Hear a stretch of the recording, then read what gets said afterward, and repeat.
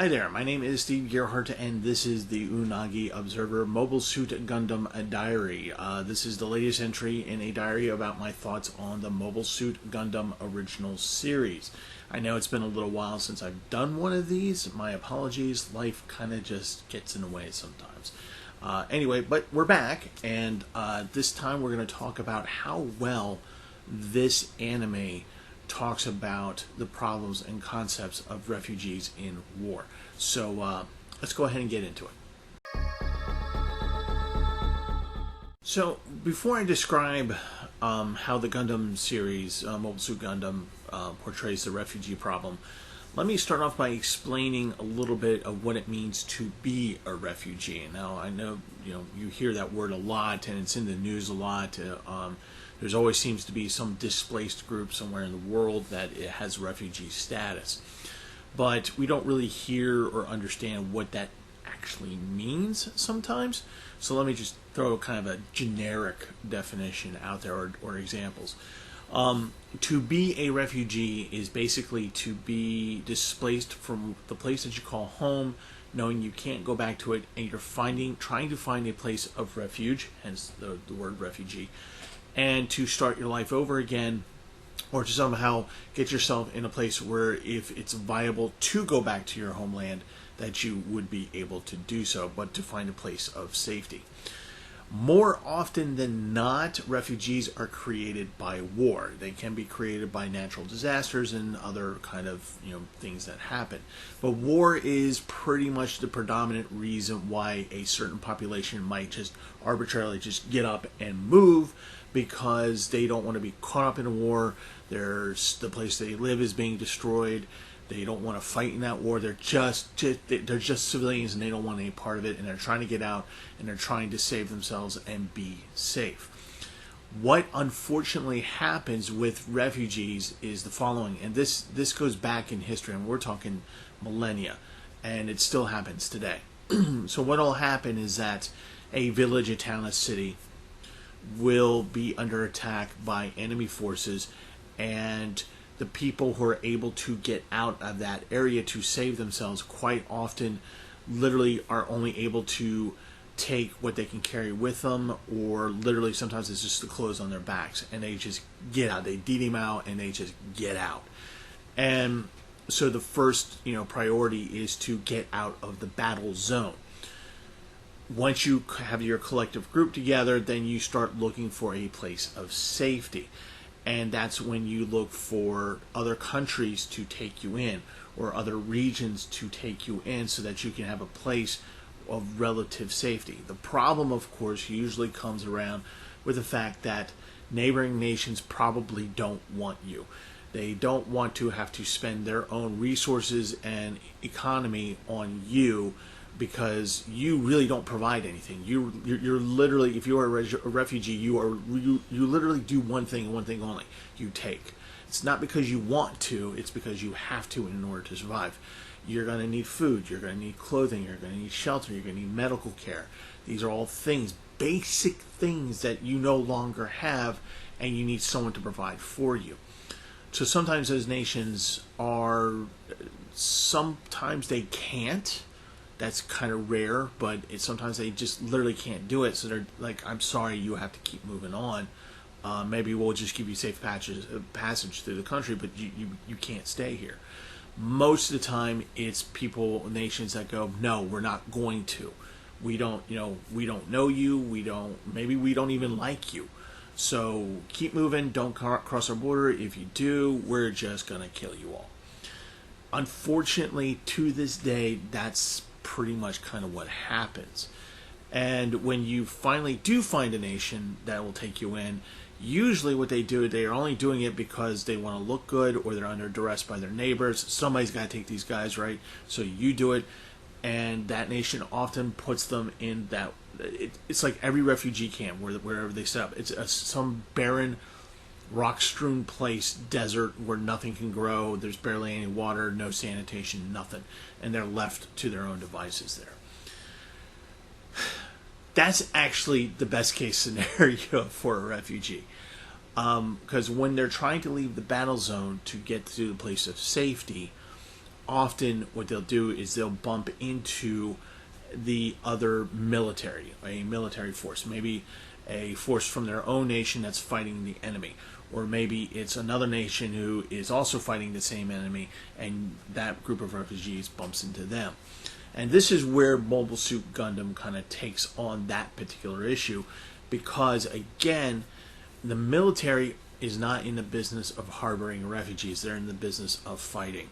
And Mobile Suit Gundam makes that very clear. So let's now talk about that. Now, what's really interesting about Mobile Suit Gundam is that the anime series actually starts with the creation of refugees. So Amuro Ray is in a side that was able to stay neutral for a while in the war, in the 1 year war.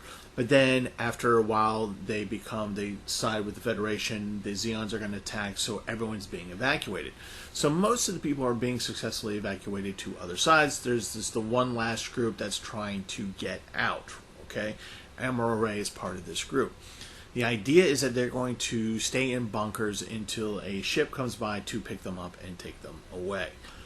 What happens is that the Zeon advance team decides to attack because they see the actual new Mobile Suit Gundam that the Federation is creating. So they decide to go in and attack and try to destroy it. And in doing so, they mess up the plans of evacuation for this last group of people from that side. And so Amuro creates a refugee situation because he doesn't want everyone who's in the bunker to die, because that's what's going to happen. He knows his father is on the white base, which is there, and he knows that if he can just get these people on there, then there will be at least temporary safety in that measure. So in the first episode, that's what we see Amuro Ray doing. Getting people to safety, they're running away, they're getting onto the white base. They talk to young Commander Bright and his superior to get these people, take these people on. They take the people on, they escape from the side, and the Zeons kind of pretty much screw everything up, mess everything up. And as the white base is moving away, the commander and Bright are basically discussing what do we do with the refugees. They're immediately called refugees because that's what they are. None of them have anything but the clothes on their back. There's no money. There's no way for them to make a living. They have no food. They bring nothing with them. They don't really have any medical equipment with them. They don't have any way to feed themselves, clothe them. You get the idea. The only thing that they have really in the immediate is the shelter of white base. Like, they actually have a place where they can just sit down and take a nap or sleep or whatever. So the problem becomes with what to do with these refugees. Now, this is a problem that has plagued armies and navies and all soldiers from the beginning of time. Refugees, as I said before, take things. Again, it's not their fault. It's just that's in order to survive, they need someone to give them and they will take those things that are given to them. So what they need is food. They need to make sure that their clothes are fine and clean. They need shelter. They need medical attention. These are 4 very, very basic things to survive with. When you are on a combat vessel or you run into an army and you present yourself and saying, we need help, can you provide us help? The military commander of that force is going to inwardly go, oh, because he has enough food, shelter, medical supplies, all that stuff for his armed forces with which to use to fight with, so that they can be prepared, that they can be well rested, well fed, and well taken care of, so they can keep fighting this war. Well, if you have a group of people who don't contribute to that war effort in any significant fashion, and all they do is take your food, take your medical care and supplies, take your shelter, and take your clothes, that means that the army has to do, or the soldiers have to start to do without. And if they have to start to do without, then they are less effective as a combat unit. So armies, since the beginning of time, have never wanted to deal with refugees. And back in the day of antiquity, in medieval times, this is pretty much how they used to deal with refugees, which is they would go, okay, you look able-bodied guy, able-bodied guy, able-bodied guy. we're going to conscript you and replace our losses with you. We're going to give you a little bit of training. Here's your weapon, and maybe you'll live through this. And that's what they do with most of the able-bodied men. For the women who usually have some type of rudimentary skills, seamstress, being able to cook things, clean things, stuff like that, if the force has enough ability to take care of a number of those people to take on so that they can have their creature comforts, they will. But if they can't, then those people are left behind. So the Army or the Navy, the armed forces, continue moving forward, and they leave everybody behind to their fate. And then there's the other really unpleasant thing that they do from time to time, which is if they can't conscript anybody and they can't really afford to take on, a portion of the refugee population, they kind of just kill everybody. So that was back in the day. We don't do that now, but we still have the same problems. And in Mobile Suit Gundam, that is the other problem. How do I feed these people? How do I clothe these people? How do I give them medical attention? What can I do to get rid of them? Because I'm supposed to be fighting this war, and I can't do that if I'm taking care of these people, because they're eating up my resources to fight this war. So, at a point, Bright is, the commander of White Base, is desperately trying to figure out how to offload these refugees. At a point in the series, we get to the point where White Base manages to land on Earth, and they're behind enemy lines. So there's another problem. He can't just dump these people onto Earth because they're behind enemy lines. And his food situation is getting critical. He doesn't really have a lot of medical stuff. He doesn't have clothing. Everyone's kind of wearing the same stuff over and over again.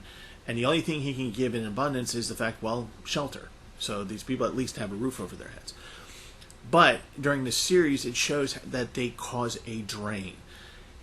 Bright is having to run away from fights, or the fights that he is doing is in protection of the refugees, not necessarily advancing the goal of winning the war for the Federation. So he understands this, and he's trying desperately to figure out how to get rid of these people. He's not being cruel. He's being pragmatic. He's being practical about this. And then in the series, the refugees do something that normal refugees would not normally do, which is take hostages to get what they want.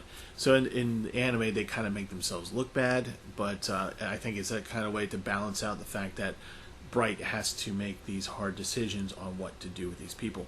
In the end, the refugees are able to decide for themselves what they want to do, and Bright obliges them, and some of them are able to move on in enemy territory. A handful, the children without parents, stay on to the ship for a comedic effect for the anime, because you gotta have to have something funny in this anime. Otherwise, it's just gonna be one big slog of depression.